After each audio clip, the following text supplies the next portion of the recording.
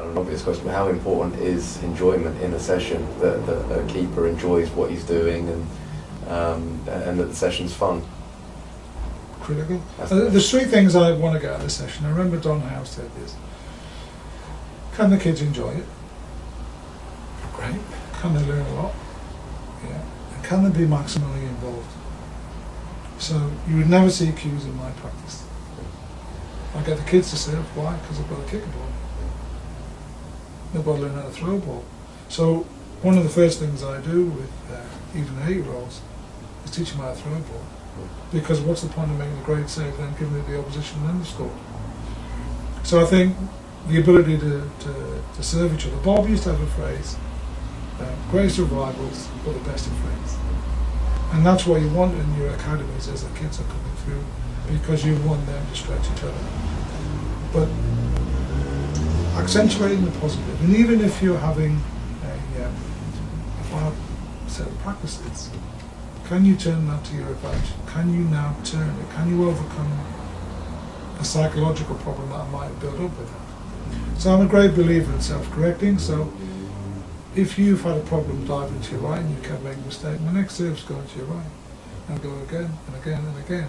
And then you put it right, get it right, and then you feel great after that. You know, and you get the opportunity to try and develop that mental toughness. And when we were talking with Tony Perry and I a while ago about what is it that a goalie has to have in order to play for Spurs, it's a strong mentality.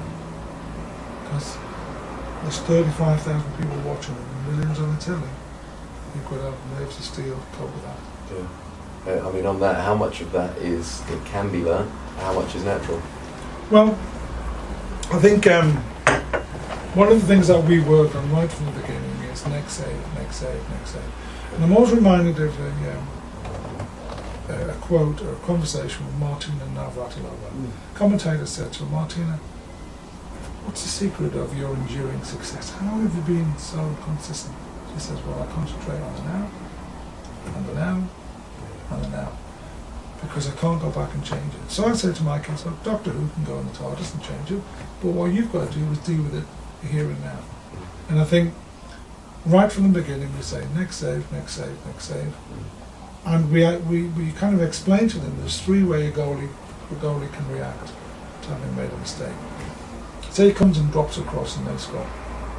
One way of reacting is he falls apart. The next time the ball's about to be crossed, he's in the back of the net trying for the ball to burst or something, and he's not coming for that ball. The other way is you try too hard and you say, right, I'm going to show everyone I've been unaffected by that, and you chase it, make a bad decision. The third way is the way that we recommend. You put that mistake in a drawer, lock it away for later, and you get on with it. And I think that's the hardest thing for a goalie to do, because let's suppose he makes a mistake in the first minute, he doesn't touch the ball for 25 minutes. If I was the centre forward and missed a chance, well, I'll make sure I put myself in a position where I can get another one.